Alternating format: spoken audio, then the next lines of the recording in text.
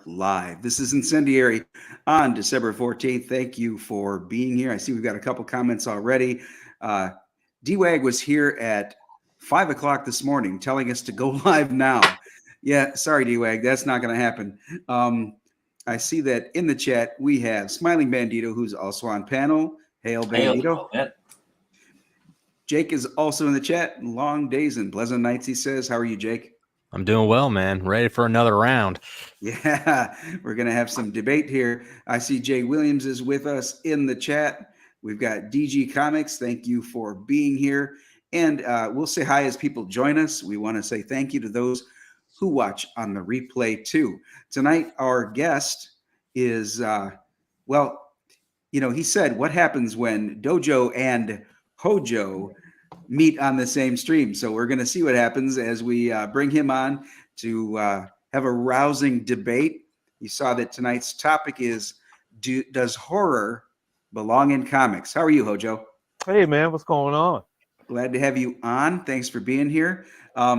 Also, too, we may want to touch on this a little bit later in the show, but you're also a home brewery, which is interesting to some folks. I mean, you and I talked about that. I think we were on Good Stuff's channel when we had a discussion about that, but maybe you got something cooking up right now. Just going to interrupt you a little bit there, Dojo. I thought we had actually changed the topic. Cool. So we had started with, does it belong in comics? And then we had talked about, what was it here? Hold on a sec. I'm going to pull it up, and then we can debate whether or not we want to change the topic. A debate within the debate? Yeah. That's like holding a meeting to discuss the meeting we're going to hold. So I found it. It's are comics an effective medium for horror? Okay. All right. Well, since Blue's not here, we'll say that you just did the setup. So, all right. Hojo, are comics, you've got to decide which side of that debate you want to be on. Do you want to be on the side that comics are an effective medium for horror, or do you want to decide that no, they're not? Oh, it most surely is, certainly. Okay, I kind of thought so, and we'll talk about that when we bring up your campaign later. So, Jake, what else does he have to do? All right, so since you're on the side of yes, it is important that horror be part of the comics, you get to choose one of us to be your teammate on the debate, and then the last two standing at this point will be on the opposing team. Since Blue's not here to be the mediator, I guess we'll just have to do that ourselves. Okay. Well, I'll pick you. You're in Tennessee, right? Yeah. Okay. Well, I'll pick you. Close. All right, cool. All right. So Jake is on Hojo's team. Smiling Bandito and I are opposed to having horror in comics. And here's a little highlight from last week. I need to show this now because this is very important. Jake. All right. There are aspects of the mainstream that would lend towards it actually being "quote unquote" better in some way than the indies. What do you think those aspects are? Okay. And before we get back into it, I need to reiterate that we are just playing devil's advocacy, and in no way do I actually hold these beliefs that I am arguing. Oh my goodness! Oh, this is going to be hard. You coward! You coward! Stand behind your words. Sorry, man. So, having experienced that last week, we've got this to say.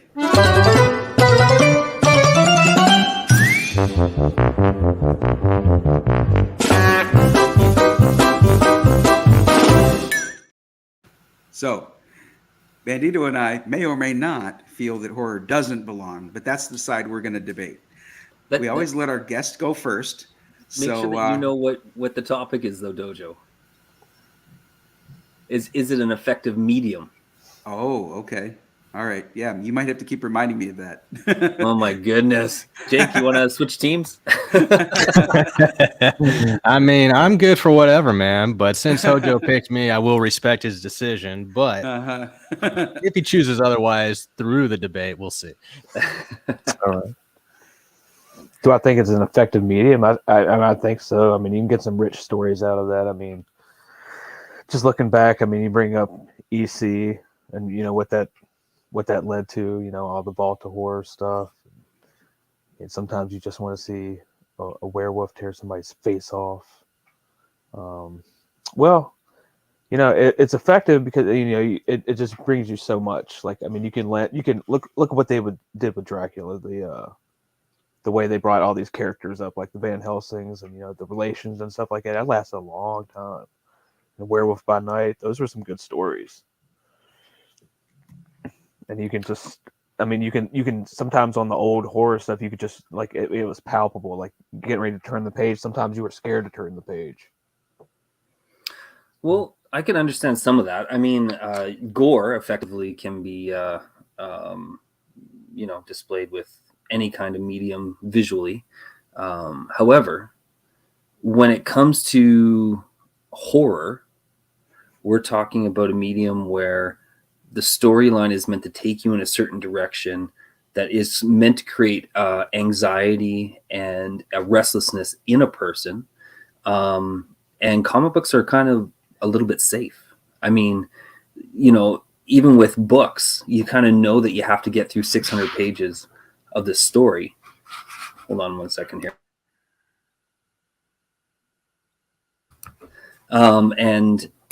But with the book, you never quite know where it's going to end up taking you. When you end up having a comic book that is like a recurring series or something like that, there's kind of a safety in the characters. You don't really have the anxiety of who's going to survive and who's going to die. Also in comic books, no one ever really dies.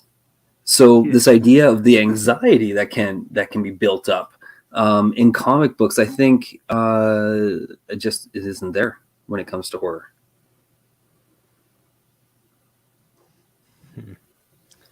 I win. There is no rebuttal. Jay Williams says I'm sure he meant comic horror is No, much more cosmic tricky horror. to do in comic format due to it being more about tone rather than setting. And I think Cosmic that's right. horror is a bit of a blending of the old Lovecraftian stuff and sci-fi.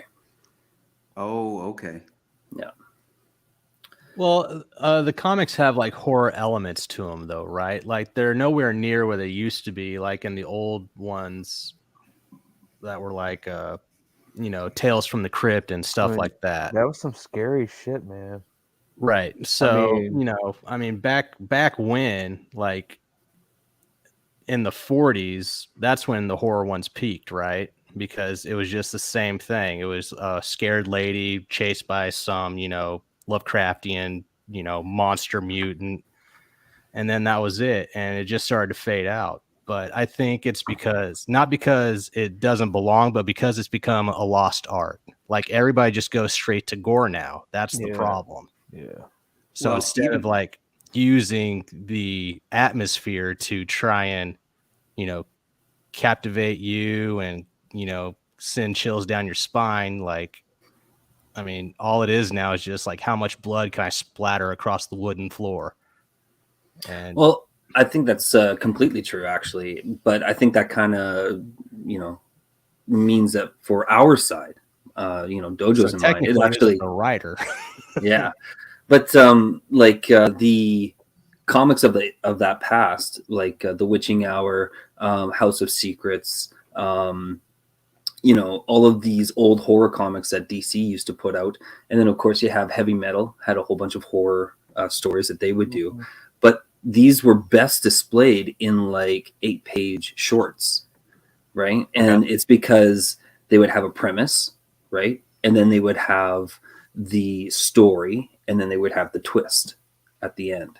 And it's this idea of, the horror that you are thinking is going to happen, like so-and-so is going to be a vampire or a witch or something. It ends up turning around, and it was the person who was the accuser or whatever ends up actually being the true, kind of like a Salem witch trials type situation, ends up being the true villain in the story.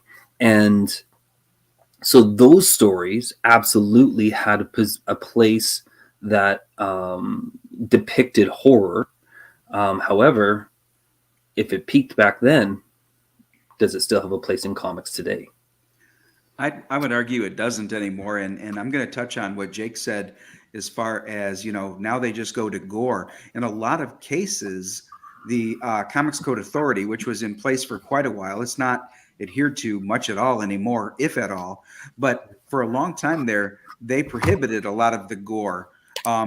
The cover that had the severed head was a really big deal, and banned here, banned there, that kind of thing. So they had to, I'll say, tone it down so much so that the suspense and the tone that both Hojo and Bandito were talking about is muted quite a bit because of it.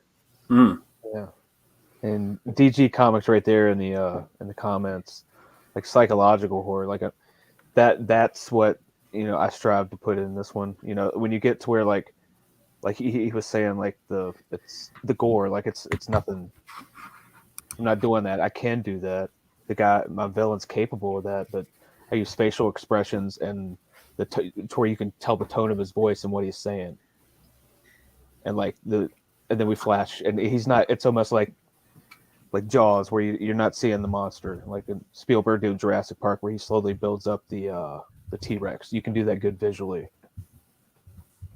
Yeah, it would require an awful lot of great storytelling to build up the suspense, where you don't know, what the twist will be. Like Bandito was talking about, a lot of times those short 8-page stories were more effective because, just like Twilight Zone, just like Trilogy of Terror, little snippets of those things build up the tension pretty quick. And I think that is a lost art anymore.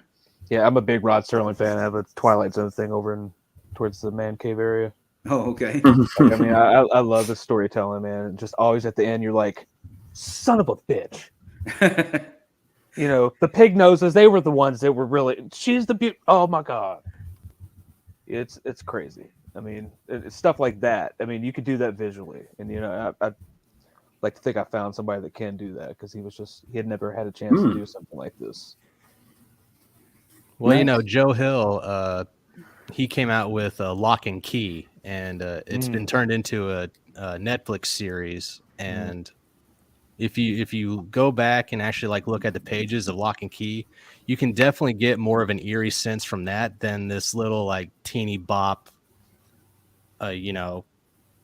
Everybody's lying to each other. It's like Smallville, but with horror elements to it. It doesn't give you that kind of sense that it's as eerie and horrific as it does with the art from the actual comic. Or 30 Days of Night is another great example. Right.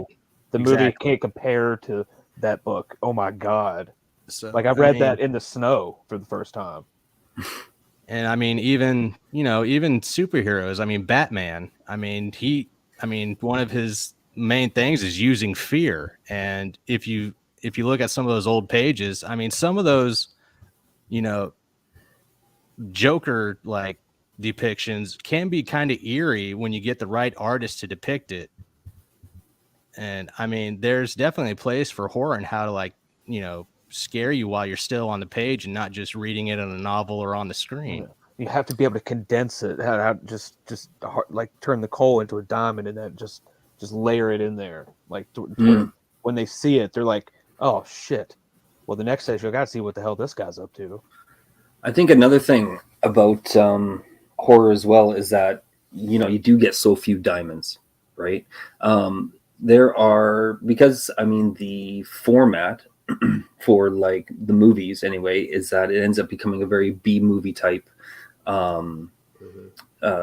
feature, right? It's the cost is usually down on a lot of it. The scares aren't quite as well done as they sometimes need to be. We did have a little bit of a golden era of horror a short time ago when The Conjuring and all that kind of stuff kind of came out. There was a lot of interesting ideas that movies were exploring. Whether or not it was effective, that's up to the viewers. But I think there are so few amazing horrors out there that I think it's the same thing that's happened in comics, in that I think it is such a difficult genre to really pin down and go through the motions with, that reader ends up being able to guess what's going to be happening too easily with horror stories, because it has such a horror itself has only 2 or 3 ways to really tell a story, right? So in the sense of you have the betrayal at the end, you have the everything was straightforward and it just becomes some spiritual banishing or something that has to happen, like the poltergeist and that kind of thing. Or that the betrayal at the end being that the person who you thought was the villain ends up not being the villain and it's someone totally different. Yeah. And then the other aspect of horror being that it's just there to creep you out. So it's meant to be, everything is just in dark corners. Everything is, what goes bump in the night, that kind of thing. And then once that's revealed, it is not scary anymore. Usually it's not actually scary anymore, right? I think that's the other aspect with comics as well, is that it doesn't actually pertain to a long form storytelling, because the longer that you are with something, the less scary it gets. So, and we see this all the time with horror TV shows. Whenever they try to be super scary, the longer it goes, it feels like the more watered down it gets. When really it's just we've spent enough time with the same thing for so long. It's making a copy of a copy of a copy of a copy. Yeah, right. I mean, you look at The Walking Dead, where it was like it literally ended up having the exact same format every single episode, right? And then, but they still had a really good hook usually at the end. Yeah. So I think a comic book is kind of the same thing, because everything is now in a still image, right? The reader gets to have as much time as they want with each page. And so the more time that they actually can spend with the book, the less scary it gets. You have to pour your energy. I'm sorry. You have to pour your energy into the character. You have to make these people, you have to make the reader believe that these people are real. Like they're really going through these things and what these people are experiencing together. And as they grow, but like gore, in my opinion, I just think it's overused, in that respect. Like people, it's almost like a crutch now. Like I see like the new, like you're talking about they had like a little horror renaissance, and then they went to like this Terrifier thing or whatever. I've been seeing this out there. I'm like, dude, why? Like, it's just not my thing. I'm more of a 80s, 80s guy, 70s, like Hammer films, stuff like that. Nothing against it, but it's just out there, but it's almost like it's just like beat them over the head with it too much a little bit. Yeah, what I'd like to point out here is something that DG Comics wrote a while ago. Oh, I keep hitting there. Okay. Good horror movies rely on the ability to play against the viewer's expectations. We talked about that. I agree with that. Jump scares are worn so thin, you have to be smart to be effective. And that's the part that I wanted to bring up now. And that is, in a comic book, it is extremely difficult to have anything remotely like a jump scare. Now, Hojo, you talked about, you could potentially be scared to turn the page because you don't know what you're going to see when you do so. But again, like Bandito mentioned, it's just a page. It's still images. Yeah. So turning the page isn't going to give you a jump scare because you're the one, when you're turning the page. Whereas in a film or cinematic presentation, you don't know when the next thing's going to happen, except maybe there's a crescendo happening in the music, which comic books also lack. Sometimes a total tone can be set by the scary, eerie minor chord going on in the background that sort of lets you know, ooh, I'm supposed to be scared now. Oh, for sure. Well, I don't know. What about, the old, Dick Tracy comics and stuff, like when you just see that dark silhouette of him, like walking in the rain, and all you have is the caption boxes of his thoughts saying, the wind's rustling or, some stuff like that, that's giving it effect. Because it allows you, just like a novel, to imagine what's going on behind him in his mind, even though you have the image depicted there. You get a sense of it trying to connect you to what he's going through. And then when that, person pops up behind them, you get this kind of like, goosebumpy feel, or at least I do when I, get invested in an actual comic. I'm glad And, you mentioned the novels, Jake, because I think that novels actually have a more of effective medium, because when I'm reading a novel, It's all the scene that's being Yeah. set, right, is in my mind. So Yeah. what's the scariest thing I can think of? Well, it may not scare you, Jake or Bandito or Hojo, but it's frightening to me. So, as they're setting it up to be extremely frightening, I'm picturing things that would frighten me. Whereas in a comic book, it's depicted as the writer and / artist are depicting it. So if it is something that doesn't scare me, I can't. I mean, I suppose I could imagine something else, but the idea is it's a visual medium. And if it's not scaring me, it's not having the effect that a novel might.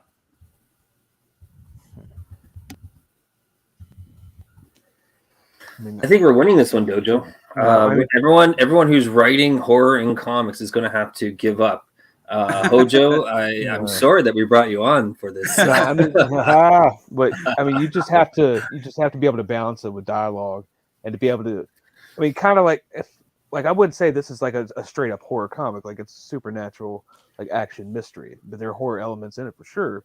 But you got to break it up, and I'll put comedy into anything, man. It's like hot sauce. I'll put that shit on everything. Well, I want to once again remind everyone.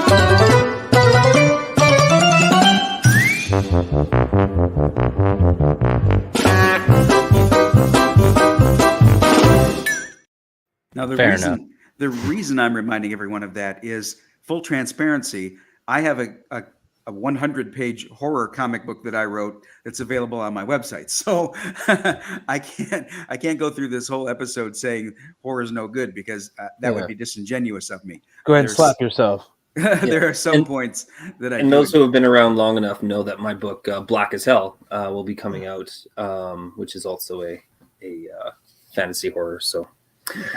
Yeah. So we're just good at debating the side that. So you're just kicking your own comic's ass right now, is what you're doing, Bandito. Hey, if Hojo had made different choices, this discussion would be going a different way. I've been a collector of horror comics ever since I was actually 8 years old. And I had a friend of the family and a babysitter way back in the day who saw me reading like Richie Rich and Bugs Bunny and a couple things like that, and she was just like, "Why are you reading those?" And Let's so fuck up your innocence. Corruption was on. Yeah, she was. Right. So she immediately, let me into her closet, and the stack of comics that she had there was where I first was introduced to The Witching Hour, and. The House of I don't know why I keep only going through those ones, but Boris Karloff's comics that he had, and heavy metal and all that kind of stuff. So that was some of those heavy metal stories were just awesome, absolutely brutal in their depictions. However, that is not the side of the argument that I find myself on tonight. So that's right. Right. And Jake may actually come back with something like, the only argument that I need is that the mainstream is what influenced all of us to create our own. And those mainstream comics and magazines, influenced a lot of people to continue with the horror comic books. And I look at it as like a liquor, man. You can make it whatever you want. You can make it whatever drink you want. It's the main vein, but you can surround it with anything, and it's still awesome. So what got you into collecting horror? Oh, I was actually just going to say, I think that is a key aspect of horror, is that it usually doesn't do well on its own. It usually needs something to kind of go alongside it to bolster it up. Otherwise, it just devolves into like a slasher. I could never write something like that. I couldn't. It would break my brain. Mm-hmm. But yeah, anyway. I could make fun of it, though. So give us an example, Bandito. What do you mean something has to go along with it? So the best horror usually has a significant amount of backstory. It usually has something else that's happening, another story that's happening beside it, and horror is the setting, not the driving force of the movie itself. Oh, okay. So you're saying that there is some dramatic, and I don't mean drama, I mean like dramatic storyline that's going on, and the horror aspect of it may come as a surprise. Yeah, and usually that's why it's a surprise, is because you kind of get lulled into feeling like the movie is going a certain direction, right? I mean, I feel like horror, when it's most effectively used, has a system of steps that it gets you walking in until you realize that it's either driving you towards something dangerous, in which case that's where the anxiety comes from, or B, lulls you into a false sense of security. And then when it switches up on you, you know, you get that mind fuck, right? Yeah. And then it's too late. You're on this is the direction you're going. You have to, you can't stop it. You can't go back. You can't turn it off. You have to complete this in order to see where it goes. This becomes the train wreck that is barreling forward, that can, if you can end up seeing it, it becomes the point of no return. So it sounds like what you just described, though, is the perfect setting for a movie or a television show, as opposed to the medium of comics. Yeah, I haven't forgotten my position on this. You're All absolutely right.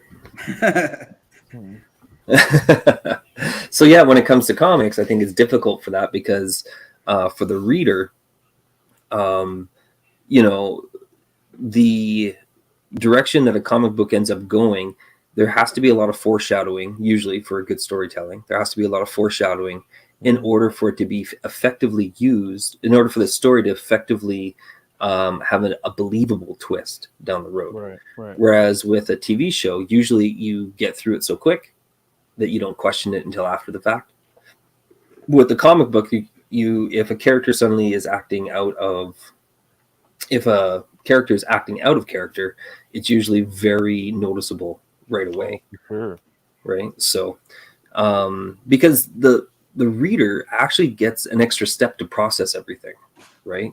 The reader is able to look at something and they can go through the page, and if they skip something or it feels off, they can reread the page again, right?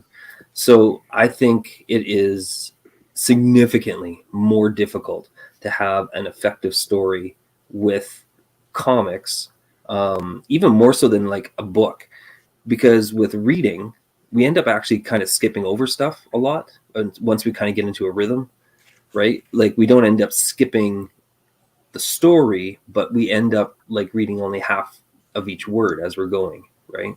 And so it's easier, I think, in reading a novel even to trick the reader. And whereas with a book, I mean, it's reading and it's visual, and the reader can pause at any time, and they can quickly flip back and forth, because usually we're not talking about 80-page books here or 160-page books or whatever. So it's easy for the reader to flip back and forth. It just, there is a lot of extra hurdles that I think make comics more difficult for writing. I would never debate you on whether it's more difficult to do it in comic format versus, you know, film. No way. You can't match that. Like, but I mean, horror, I mean, certainly has its place in comics. Like I don't think that's a debate, because it's not going anywhere. There's more every day. You know, good or bad.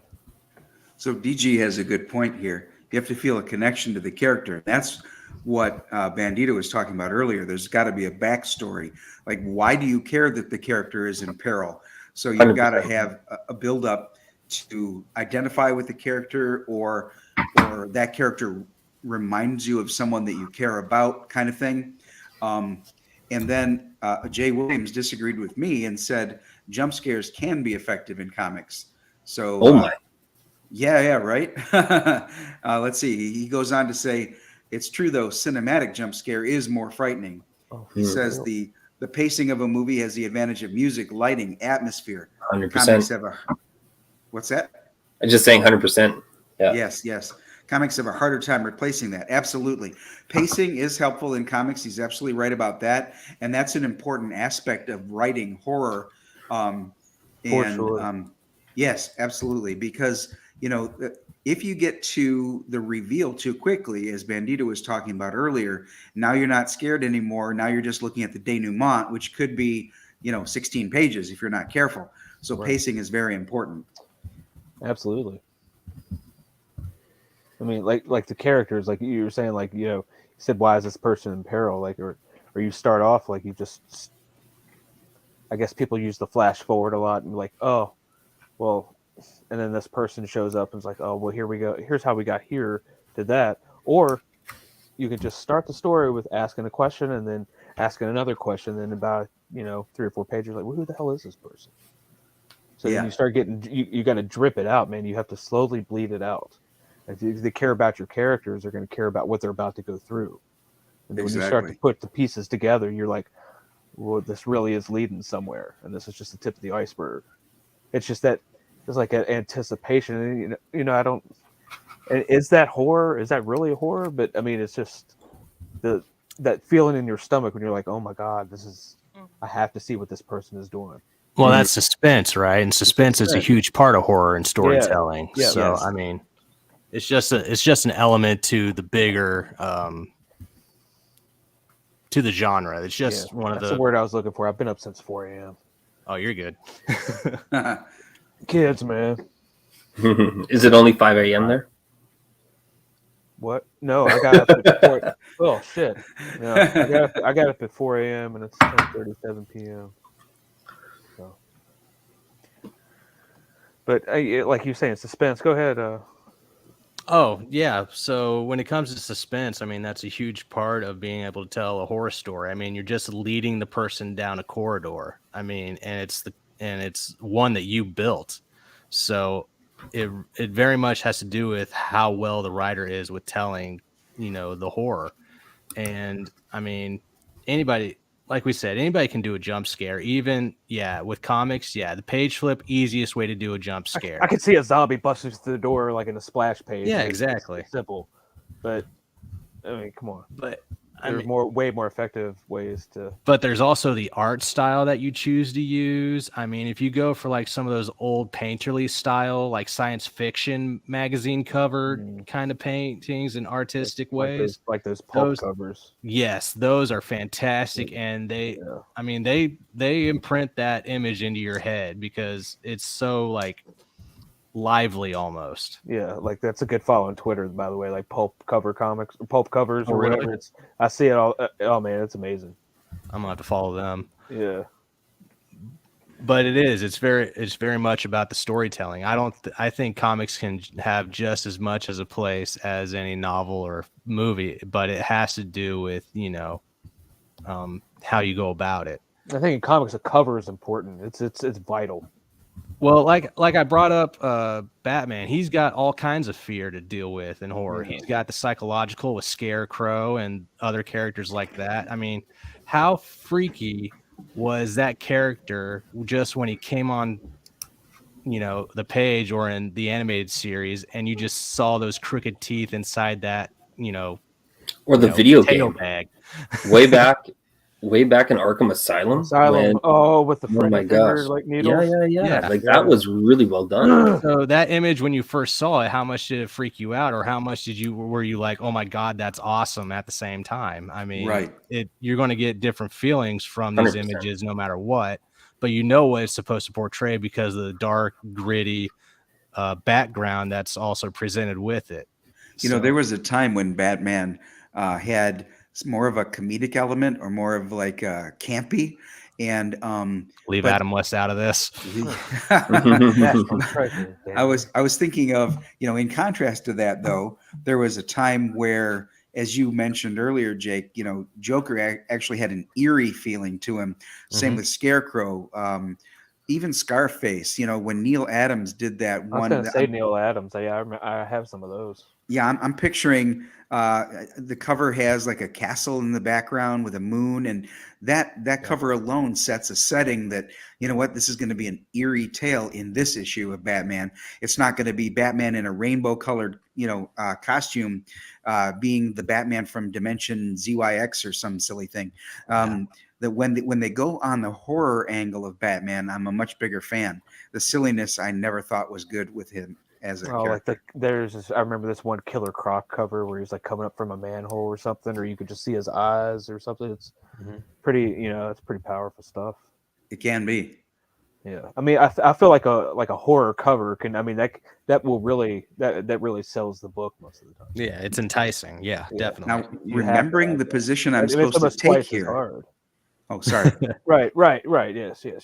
So remembering the position I'm supposed to be taking here, I want to talk about the cover actually spoiling the suspense and horror aspect of the interior. So when you pick up a cover and it shows, the scary, let's talk about Killer Croc for a minute. He's coming up from the manhole. You know that in this story, we're going to have the antagonist is going to be Killer Croc. It's clear on the cover. And, he may be sneaking out of the sewers to come after Batman or one of Batman's loved ones or allies. So, the cover, in my opinion, should always reflect the story inside. I hate when I buy a comic and the cover has nothing to do with the story. That really, irks me. So if it's a comic book cover that's used properly, it's going to almost remove some of the scary suspense because you already know what the story's about. 100%. I think we just won again. We keep winning. I need to get that one clip of what's his name? Sheen winning. We're drinking tiger blood over here. You can have that shit. We do 1 pound of rocks. That's just got AIDS, man. But again, that has to do with the storyteller and the artist, not really thinking it through on their part. Like because they went for the image. Yeah, they went for the image to try and get you because they're like, oh, you'll relate to this character. You know who this is, so pick it up.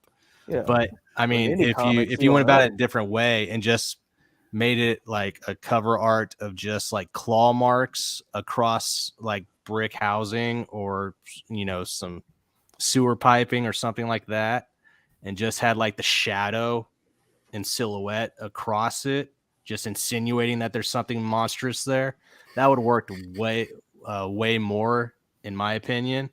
But again, it's all about execution. And if you don't have that execution, you don't have shit. Or you do have shit in regard. Yeah. Yeah. If you take it literally, right.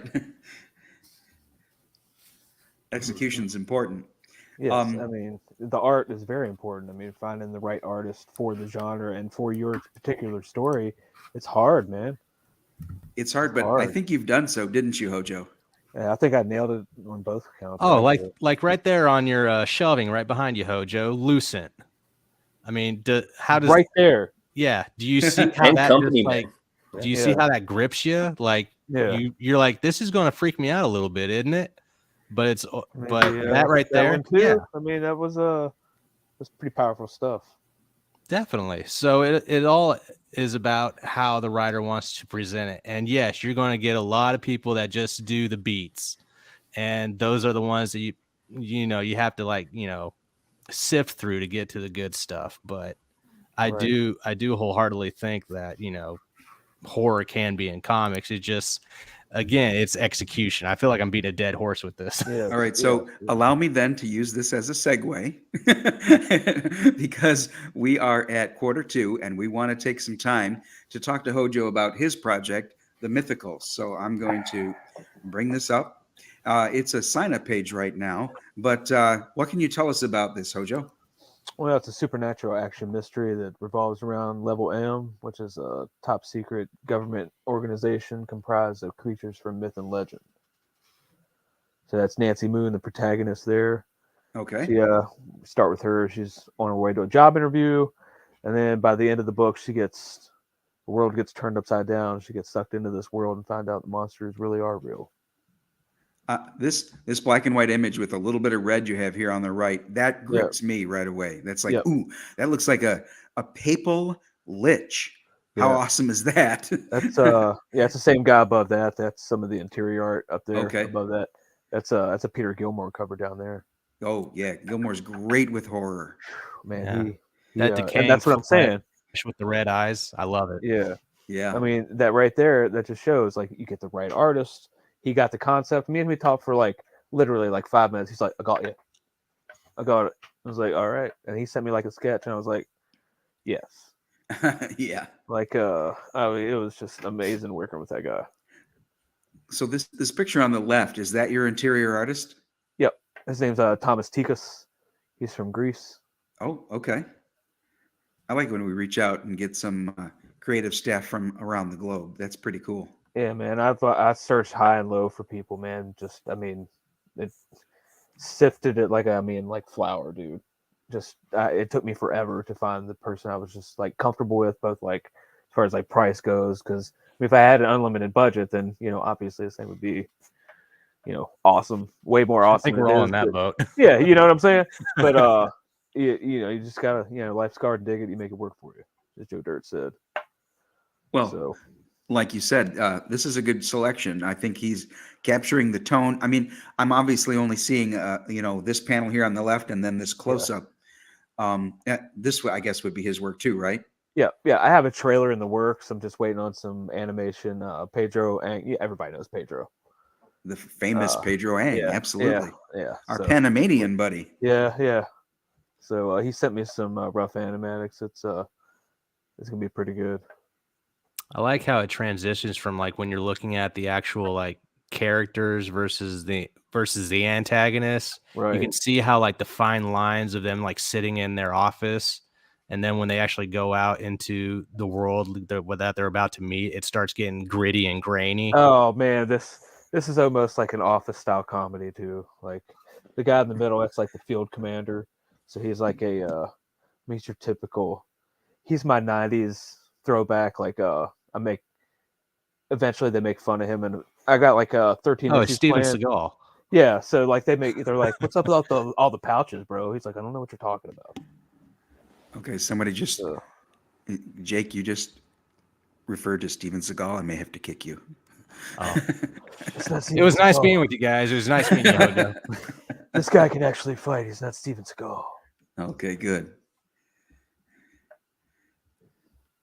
There was a time where Steven Seagal was especially arrogant and challenged anybody to fight him, but it had to be to the death. Just like, come on, that's stupid. This isn't actually cinema. You're challenging all these real martial artists, and they're family men. They've got kids. That would be just completely dumb. Just how about you're defeated and face down on the mat, Steven? What do you tell him? Like, you can't use your feet, and I will slap you, slap out you. I will slippity slap you. Well, Anyway, him and Johnny Depp must have the same voice. Yeah. There was a reason Steven Seagal was never asked back to SNL. Right. What happened there? He was a major dick. Oh yeah. Okay. Yeah. That was my first thing. I thought maybe he slapped somebody and then they punched him in the face. Oh no, yeah. When they were doing stunts, he wasn't holding back. Oh. What a dickhead. Yeah, major dick. There was a movie. I can't remember if it was Air Force One or that's the one that comes to mind where he's in the movie and I was like, oh, really? But spoiler alert, he dies like really early in the movie, and I'm like, that's kick ass. What movie is this? I need to see it. I think it was Air Force One with Harrison Ford. Yeah. Oh shit. I think so. And really early in the movie, he I won't tell you how, so you get to experience it. But yeah, he buys it, and I'm like, oh come on, is that really? And yeah, he's gone. It's kind of worth the rent alone. Yeah. So you said, let me see if level M. Yeah. So you said this is a government agency? Yep. And they are pursuing these supernatural they handle creatures, or they? supernatural threats. It's almost like a it's like we have this thing. It's like the veil, and it's like a supernatural barrier that keeps like all the supernatural beings out that were banished about 300 or 400 years, about 500 years ago. I don't want to give Okay. too much away. So like anytime something happens, it's like Ghostbusters or whatever. They go out and investigate the thing, but this guy here is after something and they don't know. And This guy? yeah, Okay. it's the Inquisitor, and so like they don't know that he's around and he's looking for something, and it all ends up having to do with this girl. Oh. All right. So Nancy Moon doesn't know how much of a key or linchpin she is. No.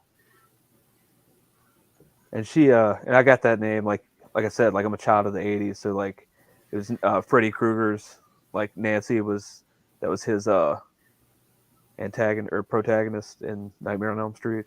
Oh, okay. So I like it. are you Easter too egg. young for Nancy Drew? Do you know who that is? Man, I know who Nancy Drew is. I was an Okay. only child. I read a lot. I Okay, didn't read all right. Nancy Drew, but I know. My cousin did. Well, you He probably was did. more of a Hardy Boys I was kind Hardy of guy. Boys. That's what I was about to say. I was Hardy Boys. Okay. I read both. So, whatever. Did you write crossovers with them, Brian? Did I Did they write have crossovers? Did they do crossovers? Yeah, they did. Yeah, I figured they Oh, did. totally. Yeah. Yeah, the Hardy Boys and Nancy Drew Yeah, that often makes sense. worked Yeah, that together. makes sense. Yeah. Yeah, because what they were trying to do, of course, is exactly what happened with me. It was like, oh, who's this Nancy Drew character? I'm going to go read that stuff too, Yeah. which is exactly what their intent was. Are they like public domain? Can you do an adult version of all of them? Ooh, hey, I like the way you think. Because I'll plug it real quick. I'm doing a public domain anthology thing with Luke Stone and Arrow Comics. It's called Out of Obscurity. Oh, cool. all right. Oh, yeah, I've been We're all seeing doing that like promoting. Yeah. Yeah, we're doing like 6-page entries. So I did like Korak, son of Tarzan. Kind of gave him the old man Logan treatment. Oh, No, all right, cool. Cool. Yeah. So, That'll be interesting. 6 pages. Yeah. Man, that's a tight story. yes, it was I did it in like a day because I was at the beach and I was bored. I was drinking Beginning, beer. middle, I was drinking beer all day, so I was like, so I went online and read, I got a little bit of backstory on Son of Tarzan, and then I was like, all right, fuck it, I'll do this while they're at the pool. Did the There outline you real go. quick. So I like those short stories, and kind of going back to horror and stuff. It's where you have an opportunity to do one thing really well. really Right. well. Yeah. Guys, the tightest story I ever read was called The Dirty Job. And it had these 3 centurions talking about this thing that they had done. And one in particular was really, really bothered by it. And the other 2 were seasoned vets. They were drawn to be older men. But this young centurion that was with them he felt so bad about what they did. And they went on and on. The other 2 were just drinking beer like, hey, you'll get over it. You'll get over it. You turn the page and it's a picture of cavalry where the dirty job he did was to crucify Christ.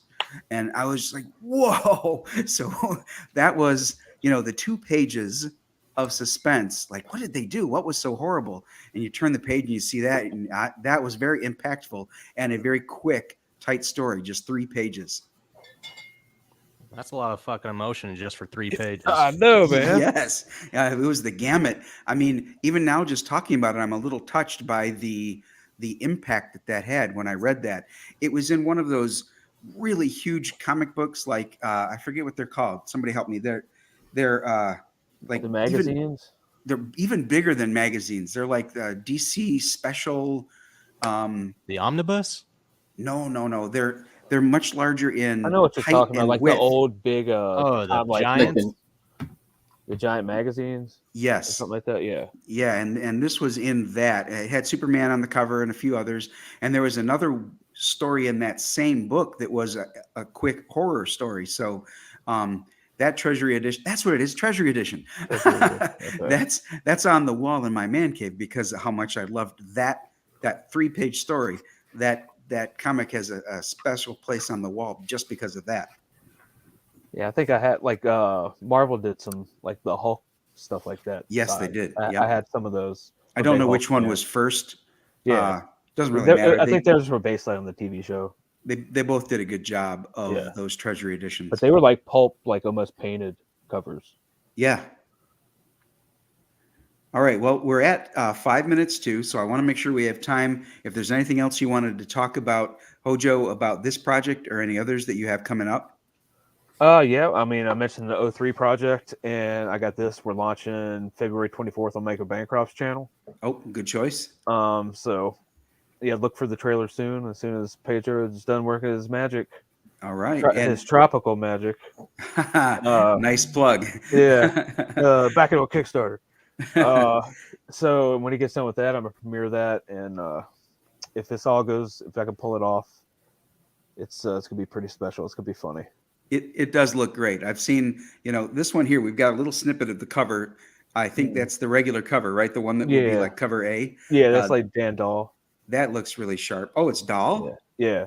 Oh, well, no wonder. He did a piece for me that I haven't revealed yet, but yeah, he's really. In fact, I won an auction of his work just recently. Yeah, he's a fabulous guy too. It's a picture of the silhouette from Zaid Comics. Oh, right. Yeah.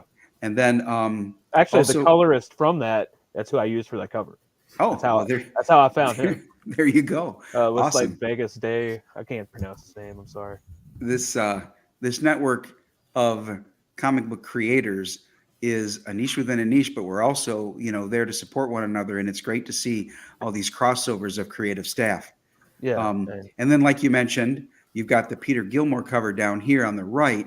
And, Gilmore, of course, working on the Jack the Ripper Vampire Hunter 2 with Mandy Summers kicking that out. Jack the Ripper Vampire Hunter 1 was so well done. I can't wait for the second issue. So, yeah, Peter, this is his wheelhouse. I'll tell you what, he's just such a great job with that. Now, he's done some other things with her, and I think maybe on his own, but this is truly where he shines, is horror. Yep. Man, I've been told about that by many people when I told them. Like, I was going to use somebody else, but it just didn't work out. And so I reached out to Peter, and he's like, oh, yeah, totally. Awesome. And then I told him, I said, can you add I want to kind of almost go do like a Sin City vibe. Like, we're just going to do the reds. He was like, I got you.